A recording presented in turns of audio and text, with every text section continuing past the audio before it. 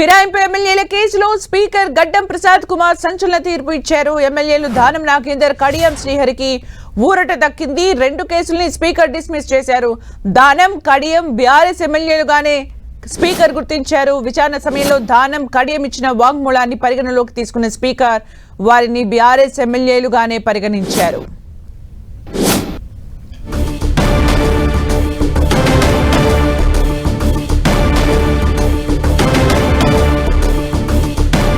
ఫిరాయింపు ఎమ్మెల్యేల కేసులో స్పీకర్ గడ్డం ప్రసాద్ కుమార్ సంచలన తీర్పు ఇచ్చారు. ఎమ్మెల్యేలు దానం నాగేందర్, కడియం శ్రీహరికి ఊరట దక్కింది. 2 కేసుల్ని స్పీకర్ డిస్మిస్ చేశారు. దానం, కడియం బీఆర్ఎస్ ఎమ్మెల్యేలుగానే స్పీకర్ గుర్తించారు. విచారణ సమయంలో దానం, కడియం ఇచ్చిన వాంగ్మూలాన్ని పరిగణలోకి తీసుకున్న స్పీకర్ వారిని బీఆర్ఎస్ ఎమ్మెల్యేలుగానే పరిగణించారు.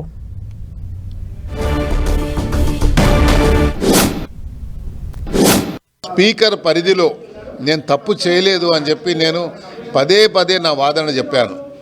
నా వాదనని మా తరఫున మా సీనియర్ కౌన్సిల్ అయినటువంటి మన నిరంజన్ రెడ్డి గారు, అదేవిధంగా వెంకటేష్ గారు నా వాదన వినిపించారు. నా సుమారు 55 పేజీల అఫిడేవిట్ని వాళ్ళు సబ్మిట్ చేశారు స్పీకర్ గారికి. నేను నా వాదన అదే చెప్పాను. నేను స్పీకర్ గారి మీ జ్యూరిడిక్షన్లో నేను తప్పు చేయలేదు. మన అన్నటువంటి కేసీఆర్ గారు బీఆర్ఎస్ అధ్యక్షుడిగా నాకేం నోటీస్ ఇవ్వలేదు, నన్ను ఏమి ఎక్స్ప్లెనేషన్ అడగలేదు. కాబట్టి నేను జవాబుదారి వారికి ఉండే.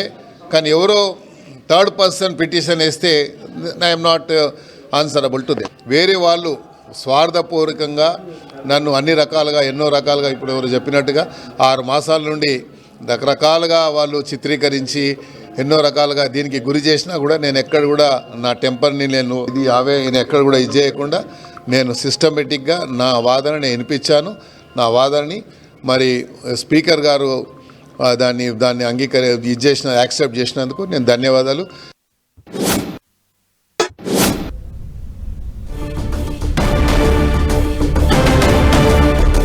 ఇక మరిన్ని అప్డేట్స్ మా ప్రతినిధి కరుణాకర్ అందిస్తారు. కరుణాకర్, సుమిత్ర కాసేపటి క్రితం స్పీకర్ ఫిరాయింపు పార్టీ ఫిరాయింపులకు సంబంధించి కీలక తీర్పు వెలువరించారు. ఇప్పటికే 8 మంది ఎమ్మెల్యేలకు క్లీన్ చిట్ ఇచ్చిన స్పీకర్ కాసేపటి క్రితం మరో 2 కూడా క్లీన్ చిట్ ఇవ్వడం కొంత రాజకీయ వర్గాల్లో ఆసక్తి నెలకొన్న పరిస్థితి మనం చూస్తున్నాం.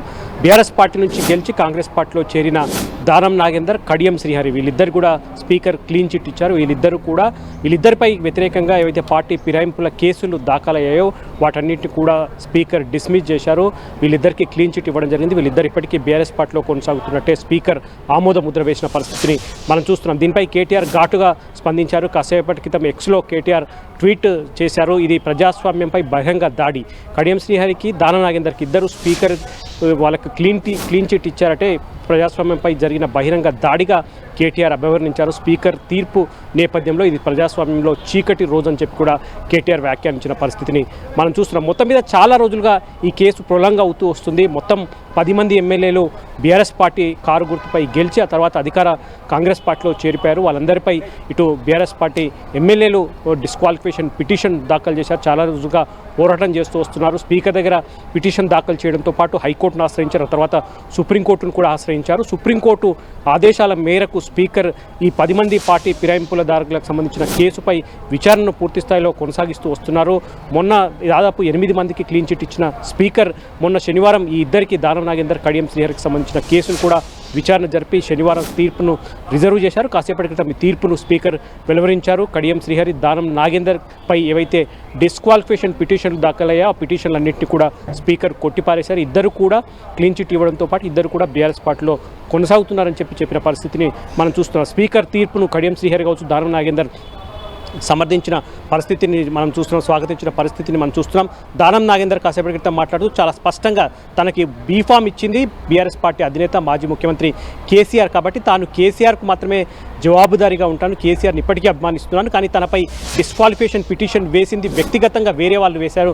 కాబట్టి దానిపై తాను వ్యక్తిగతంగా సమాధానం చెప్తాను. కానీ తాను ఎప్పుడూ స్పీకర్ పరిధిని దాటలేదు, పార్టీ నిబంధనలు మారలేదు అని చెప్పి దానం నాగేందర్ చాలా స్పష్టంగా చెప్పిన పరిస్థితిని మనం చూస్తున్నాం. మొత్తం మీద వీళ్ళిద్దరికి కూడా ఎవరైతే కడియం శ్రీహరి, దానం నాగేందర్ కూడా స్పీకర్ క్లీన్ చిట్ ఇవ్వడం పట్ల బీఆర్ఎస్ పార్టీ మాత్రం పెద్ద ఎత్తున అభ్యంతరం వ్యక్తం చేస్తుంది. స్పీకర్ తీర్పు ప్రజాస్వామ్యంలో చీకటి రోజుగా కాసేపటి క్రితం ఎక్స్లో పోస్ట్ చేసిన కేటీఆర్ అభివర్ణించారు. ఇది ప్రజాస్వామ్యంపై జరిగిన బహిరంగ దాడిగా కేటీఆర్ అభివర్ణించిన పరిస్థితిని మనం చూస్తున్నాం. సుమిత్ర, అంటే కరుణాకర్ అంటే ఈ ఇద్దరు ఎమ్మెల్యేలతో కలిపి అంటే పార్టీ ఫిరాయింపులో మొత్తం 10 మంది ఎమ్మెల్యేలు కూడా బీఆర్ఎస్కి సంబంధించిన వాళ్ళని క్లీన్ చిట్ ఇచ్చిన నేపథ్యంలో ఒకవైపు బీఆర్ఎస్ నుంచే ఇవి నోటీసులు వచ్చిన నేపథ్యంలో అసలు దీన్ని అంతా ఎలా చూడాలి? బీఆర్ఎస్ పార్టీ 10 మంది ఎమ్మెల్యేలను వాళ్ళ ఎమ్మెల్యేలుగా గుర్తించే అవకాశం ఉంటుంది.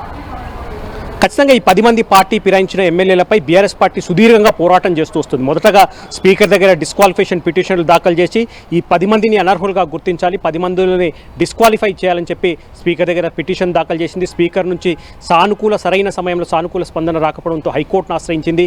హైకోర్టు తర్వాత సుప్రీంకోర్టును ఆశ్రయించింది. సుప్రీంకోర్టు ఈ అంశాన్ని చాలా సీరియస్గా తీసుకుంది. సుదీర్ఘంగా దీనిపై విచారణ జరిపిన తర్వాత స్పీకర్కు స్పష్టమైన ఆదేశాలు జారీ చేసింది.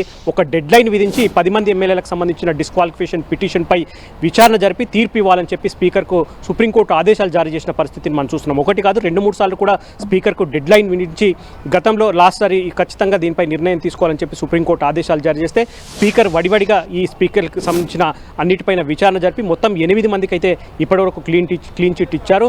ఇక మొన్న శనివారం తుది విచారణ జరిపిన తర్వాత Khairatabad MLA Danam Nagender, station Ghanpur MLA Kadiyam Srihari కూడా ఈరోజు స్పీకర్ క్లీన్ చిట్ ఇవ్వడాన్ని మాత్రం బీఆర్ఎస్ పార్టీ పెద్ద ఎత్తున తప్పుపడుతుంది. ఎందుకంటే ఈ 10 మంది ఎమ్మెల్యేలకు స్వయంగా ముఖ్యమంత్రి రేవంత్ రెడ్డి కాంగ్రెస్ పార్టీ కండువా కప్పారు. వాళ్ళందరూ కూడా రోజుల తరబడి కాంగ్రెస్ పార్టీ కార్యక్రమాల్లో పాల్గొంటున్నారు. కాంగ్రెస్ పార్టీకి ఎన్నికల్లో తరఫున కాంగ్రెస్ పార్టీ నుంచి ప్రచారం కూడా చేశారని చెప్పి బీఆర్ఎస్ పార్టీ ఆరోపిస్తుంది. అందులో ప్రధానంగా దానం నాగేందర్ విషయం తీసుకున్నట్టయితే Danam Nagender BRS party car గుర్తుపై ఎమ్మెల్యేగా గెలిచి ఆ తర్వాత లోక్సభ ఎన్నికల్లో ఏకంగా కాంగ్రెస్ పార్టీ చేయి గుర్తుపై ఎంపీగా పోటీ చేశారు. కాబట్టి చాలా స్పష్టమైన సాక్ష్యం అక్కడే ఉంది. కానీ స్పీకర్ ఆ సాక్ష్యాన్ని కూడా పరిగణలోకి తీసుకోలేదు. దానం నాగేందర్ను కూడా క్లీన్ చిట్ ఇవ్వడం, ఆయన ఇంకా బీఆర్ఎస్ పార్టీలోనే కొనసాగుతున్నారని చెప్పి స్పీకర్ చెప్పడాన్ని బీఆర్ఎస్ పార్టీ పెద్ద ఎత్తున తప్పుపడుతుంది. ఇక మరో ఎమ్మెల్యే కడియం శ్రీహరి స్వయంగా ముఖ్యమంత్రి రేవంత్ రెడ్డి ఆయన కండువా కప్పారు. ఆ తర్వాత కడియం శ్రీహరి కూతురు కావ్య ఎంపీగా పోటీ చేస్తే కడియం శ్రీహరి ఆమెకు మద్దతుగా కాంగ్రెస్ పార్టీ తరఫున ప్రచారం చేశారని చెప్పి కూడా అందుకు సంబంధించిన సాక్ష్యాలను కూడా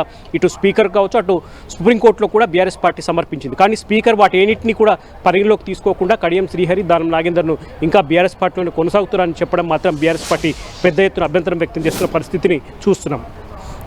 అలాగే కరుణాకర్ దానం నాగేందర్ మాట్లాడుతూ కూడా లీగాలిటీగా మాట్లాడాలంటే కొన్ని అంశాలు ఉంటాయని చెప్తూ కూడా నాకు వచ్చే ఏదైతే ఉంటుందో అది బీఆర్ఎస్కే వెళ్తుంది, ఏదైతే పర్సంటేజ్ కట్టే వెళ్తుందో అది బీఆర్ఎస్కే వెళ్తుంది అంటూ కూడా ఒక లీగల్గా ఒక పాయింట్ కూడా మాట్లాడడం జరిగింది. బేసికల్గా ఎమ్మెల్యేగా ఉన్నప్పుడు ఏదైనా పార్టీకి సంబంధించి ఉన్నప్పుడు అసలు ఇవన్నీ ఎలా జరుగుతూ ఉంటాయి, దానికి సంబంధించిన అప్డేట్స్ ఏంటి అసలు?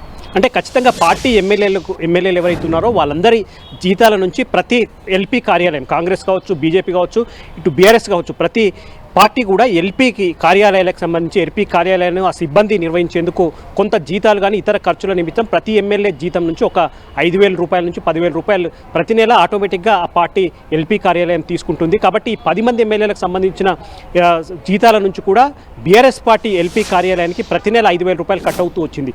ఈ విషయాన్ని దానం నాగేందర్ ప్రస్తావిస్తున్నారు. తాను బీఆర్ఎస్ పార్టీ ఎమ్మెల్యే కాకపోతే తన జీతం నుంచి ప్రతి నెల 5,000 రూపాయలు బీఆర్ఎస్ ఎల్పీ కార్యాలయం ఎందుకు కట్ చేసుకుంటుంది, ఎందుకు అకౌంట్లోకి వెళ్తుంది అన్న ఒక అంశాన్ని, లీగల్ పాయింట్ను దానం నాగేందర్ లేవనెత్తారు. అయితే ఈ విషయాన్ని గుర్తించిన బీఆర్ఎస్ ఎల్పీ కార్యాలయం దాదాపు 3-4 నెలల నుంచే వాళ్ళ జీతాల నుంచి 5,000 కట్ చేయడం మానేసిందని చెప్పి బీఆర్ఎస్ పార్టీ నేతలు చెప్తున్నారు. కానీ బీఆర్ఎస్ పార్టీ చాలా స్పష్టంగా చెప్తోంది, స్వయంగా ముఖ్యమంత్రి రేవంత్ రెడ్డి ఈ 10 మంది ఎమ్మెల్యేలకు కాంగ్రెస్ కండువా కప్పి పార్టీలోకి తీసుకున్నారు. కాబట్టి ఇంకా బలమైన సాక్ష్యాలు ఏం కావాలని చెప్పి బీఆర్ఎస్ పార్టీ ఆరోపిస్తున్న పరిస్థితిని మనం చూస్తున్నాం. స్పీకర్ నిర్ణయాన్ని తీవ్రమైన అభ్యంతరం వ్యక్తం చేస్తున్న బీఆర్ఎస్ పార్టీ ఈ విషయాన్ని ఇక్కడితో వదిలిపెట్టలేదు. ఖచ్చితంగా సుప్రీంకోర్టును మళ్ళీ వెళ్తాం, సుప్రీంకోర్టుకు వెళ్ళి వాళ్ళందరిపైన అనర్హత వేటు పడే వరకు పోరాటం చేస్తామని చెప్పి బీఆర్ఎస్ పార్టీ చాలా బలంగా చెప్తున్న పరిస్థితిని మనం చూస్తున్నాం. Sumitra, thank you Karunakar for the updates. మొత్తానికైతే బీఆర్ఎస్ పార్టీ మళ్ళీ సుప్రీంకోర్టు వరకు వెళ్తామని కూడా అంటోంది. మరిన్ని అప్డేట్స్ మా ప్రతినిధి ప్రతాప్ నడి తెలుసుకుందాం. ప్రతాప్. ఎస్, ఈ అంశానికి సంబంధించి స్పీకర్ క్లీన్ చిట్ ఇవ్వడంతో దానం నాగేందర్ వర్గంలో అయితే ఒక ఆనందం వ్యక్తం చేస్తుంది. ఆయన నివాసం వద్ద కూడా పెద్ద ఎత్తున జనం కూడా వచ్చి అభినందన వ్యక్తం చేస్తారు. అయితే దానం నాగేందర్ కాసేపటి క్రితం రెండోసారి కూడా మీడియాతో మాట్లాడుతూ ఒక కొత్త అంశాన్ని అయితే లేవనెత్తడం జరిగింది. బీఆర్ఎస్ నేతలు తాను ఇప్పటికీ అఫిడవిట్లో కానీ అదేవిధంగా తానంతా కూడా బీఆర్ఎస్ ఎమ్మెల్యేలను కూడా నేను అఫిడవిట్లో ఇచ్చినప్పటికీ అంశాలన్నింటి కూడా దృష్టిలో పెట్టుకున్నప్పటికీ కూడా తాను బీఆర్ఎస్ ఎమ్మెల్యేని చెప్తున్నప్పటికీ నిన్న బీఆర్ఎస్ ఎల్పీ మీటింగ్ శాసనసభ పక్షానికి సంబంధించిన శిక్షణా తరగతులు నిన్న గోల్కొండ రిసార్ట్లో జరిగాయి. ఆ సమావేశానికి తనకెందుకు పిలవలేదు, తనకెందుకు పిలుపునివ్వలేదు అంటూ కూడా ఆయన క్వశ్చన్ రైజ్ చేస్తున్నారు. ఒకవేళ ఆ అంశానికి సంబంధించి కనుక వారు పిలిచినట్లయితే కనుక తన ఆన్సర్ ఏ విధంగా ఉంటుండే, ఒకవేళ నేను పోతుంటినా లేకపోతుంటినా ఏందనేది కూడా తెలిసేది, కానీ ఎందుకు పిలవలేదు అంటూ కూడా ఆయనే ఇప్పుడు రివర్స్ అటాకింగ్ చేస్తున్నారు. సో ఈ అంశం అయితే ఒక కొత్త మలుపు కిందికి తీసుకుంటుందని చెప్పుకోవచ్చు. మరోవైపు ఆయన కొత్త ఆరోపణలు కూడా చేస్తున్నారు. ఒక బీఆర్ఎస్ బీజేపీ రెండు ఒకటే, అందుకనే ఇద్దరు కలిసి నా పైన కేసు వేశారు. పాడి కౌశిక్ రెడ్డి బీఆర్ఎస్ నుంచి, అదేవిధంగా ఏలటి మహేశ్వర్ రెడ్డి బీజేపీ నుంచి ఇద్దరు కలిసి తనపై కేసు వేశారు. ఒకవేళ పార్లమెంట్ ఎన్నికల్లో నేను పోటీ చేసిన మాట వాస్తవమే, కానీ ఆ ఎన్నికల్లో బీఆర్ఎస్ బీజేపీ ఒకటి కాకుండా నేను ఎంపీగా వెళ్ళేవాడిని, ఈరోజు ఈ సమస్యనే ఉండేది కాదు కదా అంటూ కూడా ఆయన ఈ మరో క్వశ్చన్ కూడా ఎదురవుతున్నారు. సో ఈ అంశానికి సంబంధించి దానం నాగేందర్ ఇప్పుడు రివర్స్ అటాక్ అయితే మొదలుపెట్టినని కూడా చెప్పొచ్చు. మరోవైపు బీఆర్ఎస్ శిబిరాన్ని ఒక ప్రశ్నల వర్షం కురిపిస్తున్నాడు, వారిని ఆత్మరక్షణలోకి వారిని పడేసిన పరిస్థితి అయితే కనపడతా ఉంది. ఇప్పుడైతే దానం నాగేందర్ మాత్రం తాను ఎక్కడా బీఆర్ఎస్ సంబంధించి బీఆర్ఎస్ ఇచ్చిన నిర్ణయాలకు కానీ అదేవిధంగా విప్పుకు కానీ ఎక్కడ కూడా నేను పార్టీ వ్యతిరేక కార్యకలాపాలకు ఇక్కడ పాల్పడలేదు కాబట్టి తనపై చర్య తీసుకునే అవకాశమే లేదు. ఈ అంశానికి సంబంధించి తమ అడ్వకేట్లు కానీ తాను కానీ స్పీకర్ ముందు బలంగా వాదనలు వినిపించాం, తమ వాదనలు కూడా స్పీకర్ పరిగణలోకి తీసుకున్నారు. స్పీకర్ ముందు కూడా ఆయన మరో అంశం కూడా చెప్తున్నారు, స్పీకర్ ముందు కూడా మేము ఎక్కడా కూడా పార్టీ ఫిరాయింపులకు పాల్పడలేదు, బీఆర్ఎస్కు వ్యతిరేకంగా పనిచేయలేదు కాబట్టి స్పీకర్ కూడా ఆ నిర్ణయం తీసుకోవచ్చు అని కూడా అని చెప్తున్నారు. అయితే ఈ విషయానికి సంబంధించి పార్టీ ఒకవేళ నిర్ణయం పార్టీ కనుక ఈ విషయాన్ని ఎమ్మెల్యేలుగా వ్యక్తిగతంగా కాకుండా పార్టీ కనుక తమను క్వశ్చనైజ్ చేస్తే కనుక ఈ అంశానికి సంబంధించి తాను ఆన్సర్ ఏందనేది కూడా తర్వాత చూడొచ్చు అంటూ కూడా అని చెప్తున్నారు. సో బీఆర్ఎస్ ఈ విషయానికి సంబంధించి ఇప్పుడు ఎమ్మెల్యేలు వ్యక్తిగతంగా వేశారు కాబట్టి ఈ అంశానికి సంబంధించి పార్టీ ఎలాంటి నిర్ణయం తీసుకుంటుంది అనేది కూడా చూడాల్సి ఉంటుంది. అదే దానం నాగేందర్ నివాసం వద్దకైతే ఆయనకు క్లీన్ చిట్ వచ్చినందుకు పెద్ద ఎత్తున వారికి అనుచరులంతా కూడా వస్తున్న పరిస్థితి ఉంది. ఆయనకు ఆనందం వ్యక్తం చేస్తూ క్లీన్ చిట్ ఇవ్వడంతో వారంతా కూడా అనుచరులు వచ్చి కూడా పెద్ద ఎత్తున ఆనందం వ్యక్తం చేస్తున్నారు. సో ఈ విషయానికి సంబంధించి దానం నాగేందర్ స్వయంగా వచ్చి కలిసి ఆయనకు విజ్ చేయడానికి కూడా వారి క్యాడర్ అంతా కూడా దానం నివాసం వద్ద కూడా వస్తుంది. అయితే మరోవైపు ఈ అంశానికి సంబంధించి స్పీకర్ ఒక నిర్ణయం తీసుకున్నారు కాబట్టి ఇప్పుడు బీఆర్ఎస్ ఏం చేస్తుందనేది కూడా చూడాలి. బీఆర్ఎస్ కనుక ఈ విషయానికి సంబంధించి కనుక పార్టీ పరంగా నిర్ణయం తీసుకొని ముందుకెళ్తే ఇప్పుడు దానం నాగేందర్ ఎలాంటి నిర్ణయం తీసుకున్నారు ఏంటనేది కూడా చూడాల్సి ఉంటుంది. సో ఇప్పటి వరకు అయితే దానం నాగేందర్ చాలా స్పెసిఫిక్గా చాలా స్పష్టంగా ఆయన మీడియా అడిగే వాటికి అన్నిటి కూడా ఆన్సర్ చేస్తున్నారు. తాను ఎంపీగా పోటీ చేసిన మాట వాస్తవం, కాంగ్రెస్ పార్టీ నుంచి పోటీ చేసిన మాట వాస్తవమే, కానీ కాంగ్రెస్ సభ్యత్వం మాత్రం తాను తీసుకోలేదు, వ్యక్తిగతంగా పోటీ చేశాననే ఒక ఆన్సర్ మాత్రం ఆయన నుంచి ఆన్సర్ వస్తుంది.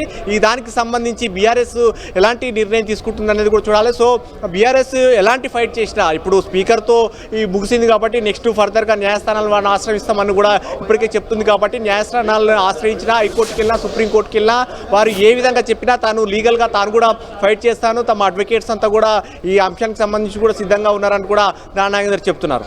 అంటే ప్రతాప్ ఆల్రెడీ సుప్రీంకోర్టుకి వెళ్ళి సుప్రీంకోర్టు ఇచ్చిన ఆదేశాల మేరకు స్పీకర్ అల్టిమేట్ డెసిషన్ అని తెలిసిన తర్వాత వచ్చిన తీర్పు తర్వాత మళ్ళీ బీఆర్ఎస్ కౌంటర్ చేసే ఛాన్సెస్ ఎంతవరకు ఉంటుంది ప్రతాప్?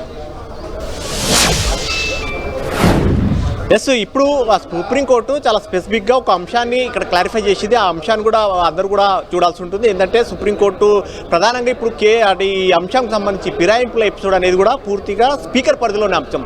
స్పీకర్ ఏదో ఒక నిర్ణయం తీసుకున్న తర్వాత లీగాలిటీ అంశం అనేది సంబంధించి స్పీకర్ తీసుకున్న నిర్ణయం రైటా రాంగా అనేది తర్వాత న్యాయస్థానాలు గుర్తిస్తాయి. అయితే ఈ అంశానికి సంబంధించి స్పీకర్ ఏ నిర్ణయం తీసుకోక ముందుకు తాము విచారించలేము కాబట్టి అందుకనే స్పీకర్ను పదే ఆదేశించింది సుప్రీంకోర్టు.